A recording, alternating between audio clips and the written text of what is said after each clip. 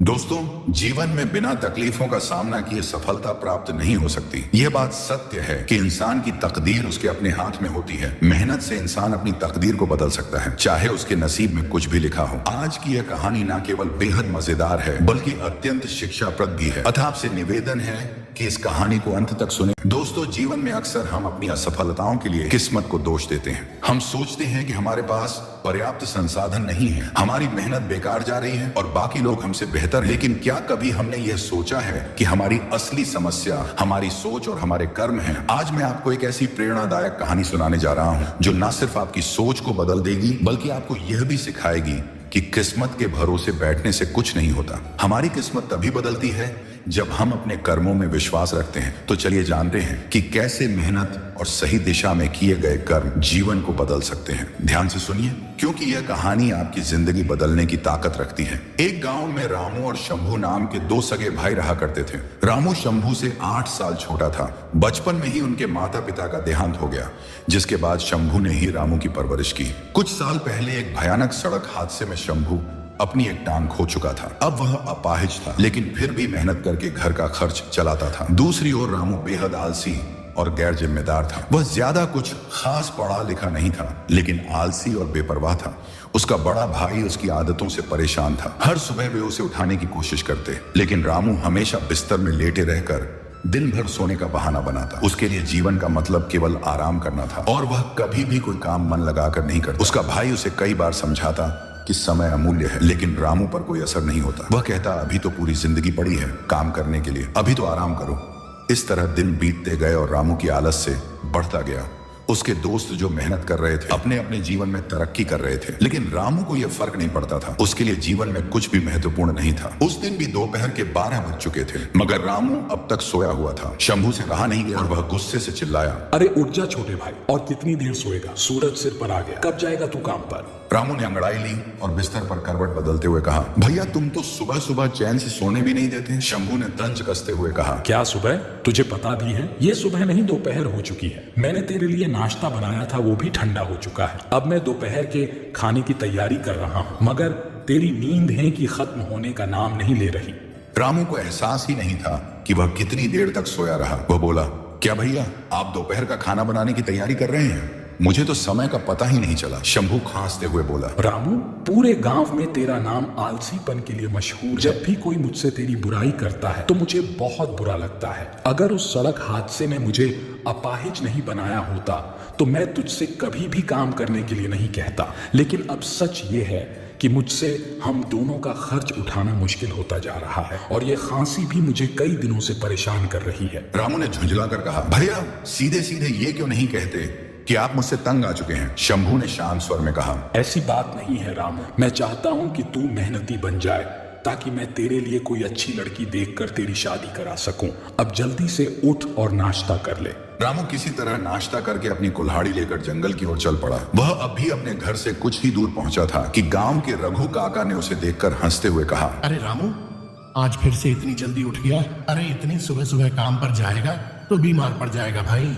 रामू गुस्से में बोला, आपको क्या रघु काका, मैं जल्दी उठूं या देर से मेरी मर्जी। रामू की बात सुनकर रघु काका के चेहरे पर गुस्सा आ गया। वह बोले, अरे क्या बोला तू? जब तेरी मर्जी होगी तब तू सोकर उठेगा। बेशर्म, तुझे जरा भी शर्म नहीं आती? इतना बड़ा हट्टा कट्टा हो गया है और तेरा अपाहिज भाई दूसरों के खेतों में काम करके घर चलाता है और तू दिन भर सोता रहता है। रामू का चेहरा तमतमा गया। बिना कुछ कहे वह तेज कदमों से जंगल की ओर चला गया। रामू एक पेड़ के पास रुका और खुद से बड़बड़ाने लगा, ये गांव के लोग पता नहीं अपने आप को क्या समझते हैं, थोड़ा मेहनती क्या हो गए, अब मेरा मजाक उड़ाने लगे। आज मैं इतनी लकड़ियां काटूंगा कि सबके मुंह बंद हो जाएंगे। रामू ने गुस्से में कुल्हाड़ी उठाई और पेड़ काटने लगा, लेकिन मुश्किल से कुछ लकड़ियां काटने के बाद ही उसकी सांस फूलने लगी। माथे से पसीना पोंछते हुए उसने कहा, आज गर्मी भी बहुत ज्यादा है और मुझे थकान भी लग रही है। एक काम करता हूँ, थोड़ी देर आराम कर लेता हूँ। रामू पास के एक पेड़ के नीचे बैठ गया और कुछ ही मिनटों में गहरी नींद में खर्राटे भरने लगा। कुछ घंटों बाद रामू की आंख अचानक खुली। उसने देखा कि सामने एक अजनबी बाबा खड़े हौजर मुस्कुरा रहे थे। बाबा ने पूछा, बेटा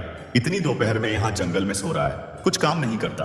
रामू झेंपते हुए बोला, क्या करूं बाबा, मुझे काम की आदत नहीं है, ज्यादा मेहनत करने पर जल्दी थक जाता हूँ। बाबा ने हंसते हुए कहा, तो मेहनत करने की आदत डाल ले वत्स। अगर तू सच में बदलना चाहता है तो आज से हर दिन थोड़ा थोड़ा ज्यादा मेहनत कर। तेरा आलस्य ही तेरी गरीबी का कारण है। अगर तू सच में खुद को और अपने भाई को खुशहाल देखना चाहता है तो काम कर, मेहनत कर और फिर देख तेरी तकदीर कैसे बदलती है। अरे बाबा, कितनी बार कहूँ, मुझे काम करना अच्छा नहीं लगता, मुझे बस पूरे दिन सोना अच्छा लगता है। अभी अभी मैंने एक सपना देख रहा था कि मैं एक महल में बैठकर अच्छा अच्छा भोजन कर रहा हूँ। रामू के इतना कहने पर वह बाबा उसे क्रोधित भरी नजरों से देखने लगे और कहने लगे, यहाँ पर मेहनत करने की बजाय तुम आराम से सो रहे हो। तुम्हें ऐसा करते हुए मैं काफी दिन से देख रहा हूँ। मैं तुम्हें चेतावनी देने आया, सुधर जाओ, मुसीबत तुम्हारे सर पर खड़ी है। रामू बोला, कैसी मुसीबत बाबा? जाओ जाकर मुझे सोने दो। बाबा बोले, मैंने अपने जीवन में तेरे जैसा आलसी लकड़हारा नहीं देखा। लकड़ियां काटने की बजाय तुम सो जाता है। अरे बाबा, आज मेरी कुल्हाड़ी खराब हो गई है, इस वजह से मैं सो गया। रामू ने इतना ही कहा था कि उस साधु बाबा ने अपना हाथ पीछे की ओर कर लिया। अचानक रामू ने देखा कि उस बाबा के हाथ में एक कुल्हाड़ी आ गई। बाबा ने वह कुल्हाड़ी रामू को देते हुए कहा, यह कुल्हाड़ी नई और बहुत अच्छी है, इससे लकड़ियां जल्दी कटेगी। रामू बोला, जाओ बाबा, नहीं चाहिए मुझे आपकी ये कुल्हाड़ी, मैं सिर्फ अपनी कुल्हाड़ी से ही लकड़ियां काटता हूँ। बाबा बोले, आलसी लकड़हारे, ये क्यों नहीं कहता कि तुझे काम नहीं करना है? मैं तो तुम्हें चेतावनी देने आया था, लेकिन अब लगता है कि तुझसे कुछ भी बात करना बेकार है। इतना कहकर साधु बाबा क्रोधित होकर वहां से चले गए और रामू आराम से वहां पर दोबारा सो गया। हर रोज की तरह उस शाम भी रामू कुछ लकड़ियां लेकर घर पहुंचा। उसे इतनी कम लकड़ियां लाते देख शंभू झुंझलाकर बोला, रामू ये क्या आज फिर इतनी कम लकड़ियां? रामू ने बहाना बनाते हुए कहा, भैया कुल्हाड़ी की धार कम हो गई थी, इसलिए ज्यादा लकड़ियां नहीं काट पाया। शंभू ने गहरी सांस लेते हुए कहा, रामू तुम रोज कोई ना कोई बहाना बनाते हो, इतनी कम लकड़ियों से हमारा गुजारा कैसे होगा? रामू ने लापरवाही से कहा, कोई बात नहीं भैया,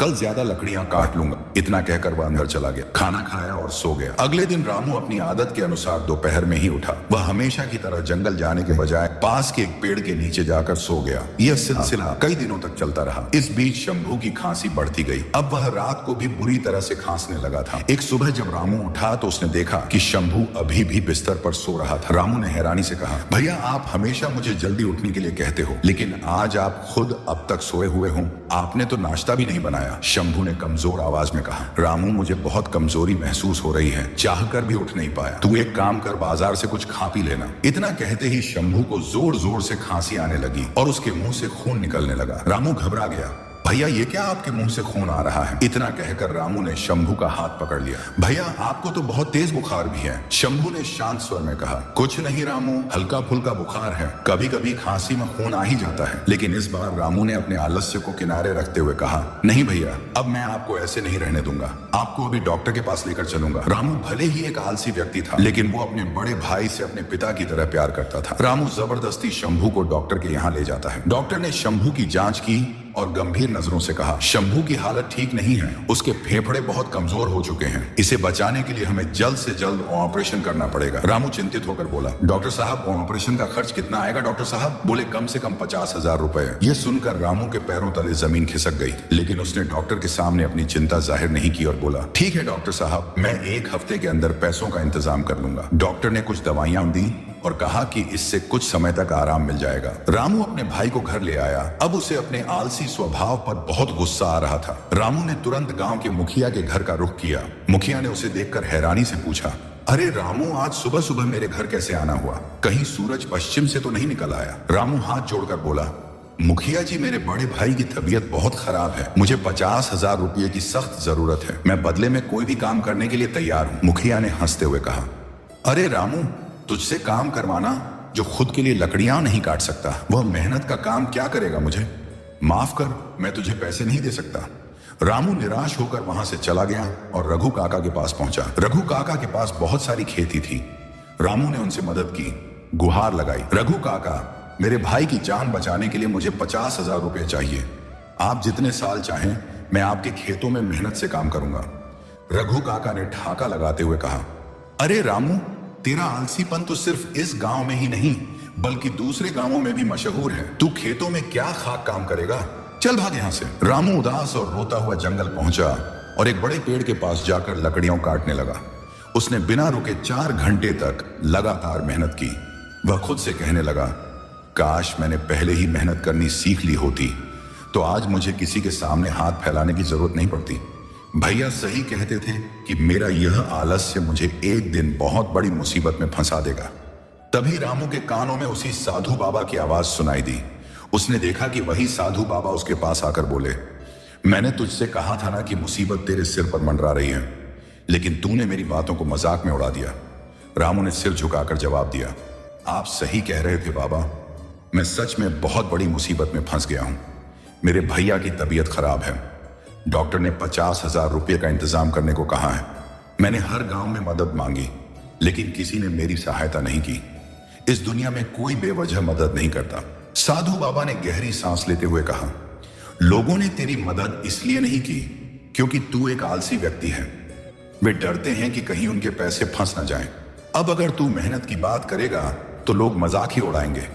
रामू ने दुखी होकर कहा, आपने बिल्कुल सही कहा बाबा, लेकिन अब मैं क्या करूं? अब मैं वाकई बदल गया हूं। मेरे भैया ने मुझे कभी मां और पिताजी की कमी महसूस नहीं होने दी, और मैं निकम्मा भाई उनके इलाज तक का इंतजाम नहीं कर पा रहा। इतना कहकर रोते हुए रामू ने फिर से लकड़ियां काटनी शुरू कर दी। साधु बाबा ने देखा कि रामू अब बिना रुके मेहनत कर रहा था। साधु बाबा के चेहरे पर रहस्यमय मुस्कान आ गई। उन्होंने अपना हाथ पीछे किया और उसमें एक चमचमाती कुल्हाड़ी आ गई। उन्होंने कहा, यह लो, इससे लकड़ियां काट। रामू ने कहा, यह क्या फर्क पड़ता है? साधु बाबा मुस्कुराए और बोले, यह तुझे कुछ समय बाद समझ आएगा। रामू ने कुल्हाड़ी ले ली और साधु मुस्कुराते हुए वहां से चले गए। जब रामू ने उस कुल्हाड़ी से लकड़ी काटी तो वह हैरान रह गया। हल्के से वार करने पर ही लकड़ी के 2 टुकड़े हो जाते थे। उसने सोचा, वाह, यह कुल्हाड़ी तो कमाल की है। अब तो मैं जल्दी जल्दी लकड़ियां काट कर बेच सकता हूं। उस दिन रामू ने बहुत लकड़ियां काटी और उन्हें बेचने बाजार गया। उसे 5,000 रुपये की आमदनी हुई। उसने सोचा, अगर मैं इसी तरह मेहनत करूं तो कुछ ही दिनों में 50,000 रुपये इकट्ठे कर लूंगा। अगले दिन रामू सुबह 6 बजे ही जंगल पहुंच गया। उसने ठान लिया था कि अब वह और भी अधिक मेहनत करेगा। दिन भर लकड़ियां काटने के बाद वह उन्हें बाजार में बेच आया। उस दिन उसे 20,000 रुपये मिले। 3-4 दिनों के भीतर ही उसने 50,000 रुपये इकट्ठे कर लिए। रामू तुरंत अपने भैया को डॉक्टर के पास ले गया और पैसे देते हुए बोला, डॉक्टर साहब, ये पूरे 50,000 रुपये हैं। अब जल्दी से भैया का ऑपरेशन कर दीजिए। डॉक्टर ने मुस्कुराकर कहा, यह बहुत अच्छा किया रामू, अब तुम्हारे भैया जल्द ही स्वस्थ हो जाएंगे। और उन्होंने शंभू का ऑपरेशन करना शुरू कर दिया। कुछ ही दिनों में रामू का भाई ठीक हो गया। इस दौरान रामू ने और भी अधिक मेहनत करके पैसे कमा लिए थे। घर आकर भाई ने रामू से कहा, मेरे भाई की मेहनत और कमाई से आज मैं ठीक हुआ हूं। इससे बड़ी खुशी मुझे कभी नहीं मिल सकती। रामू ने जवाब दिया, भैया, यह आप कैसी बात कर रहे हो? यह तो मेरा सौभाग्य है कि मैं आपके काम आ सका, और सच कहूं तो आपके समर्थन के बिना मैं कुछ भी नहीं कर पाता। भैया ने कहा, अब तुम मेहनती बन चुके हो तो शहर में एक अच्छी सी दुकान लेकर फर्नीचर का काम शुरू कर दो। रामू ने भैया की सलाह मानी और शहर में एक लकड़ी के फर्नीचर की दुकान खोल ली। लेकिन उसने लकड़ी काटना बंद नहीं किया। एक दिन जब वह जंगल में लकड़ियां काट रहा था तो वहीं साधु बाबा फिर से आ गए। रामू तुरंत उनके चरणों में गिर गया और बोला, बाबा, आपकी दी हुई कुल्हाड़ी के चमत्कार से मेरे घर की स्थिति सुधर गई। मेरे भैया का इलाज हो गया और मैंने फर्नीचर की दुकान भी खोल ली। साधु बाबा मुस्कुराते हुए बोले, यह सब इस कुल्हाड़ी का कमाल नहीं है रामू, यह कुल्हाड़ी सिर्फ एक साधन थी। असली कमाल तेरी मेहनत और लगन का था। आलसी आदमी के हाथ में चाहे कितनी भी दौलत क्यों ना हो, वह उसे कुछ ही दिनों में गंवा देगा। अगर तू पहले जैसा आलसी होता तो यह कुल्हाड़ी भी तेरे किसी काम की नहीं होती। रामू ने वह कुल्हाड़ी साधु बाबा को लौटाते हुए कहा, बाबा, अब मुझे इसकी जरूरत नहीं है। मैंने समझ लिया है कि मेहनत ही सफलता की कुंजी है। साधु बाबा मुस्कुराते हुए वहां से चले गए। रामू अब मेहनती और सफल व्यापारी बन चुका था। उसकी मेहनत से उसके परिवार की हालत बदल चुकी थी और अब वह दूसरों की भी मदद करने लगा था। दोस्तों, मेहनत का कोई विकल्प नहीं होता। अगर हम समय रहते जाग जाए तो हमें किसी के सामने हाथ फैलाने की जरूरत नहीं पड़ेगी। मेहनत से ही असली सफलता मिलती है। दोस्तों, आशा करता हूं कि इस कहानी से आपको बहुत कुछ सीखने को मिला होगा। अगर वीडियो आपको अच्छी लगी हो तो वीडियो को लाइक और इस वीडियो को अपने दोस्तों के साथ शेयर जरूर करें और हमारे इस चैनल को सब्सक्राइब करना ना भूलें। आपका एक लाइक और सब्सक्राइब हमें आगे बढ़ने के लिए मोटिवेट करेगा। अगर आपके अपने कुछ विचार हो तो हमें कमेंट बॉक्स में कमेंट करके जरूर बताएं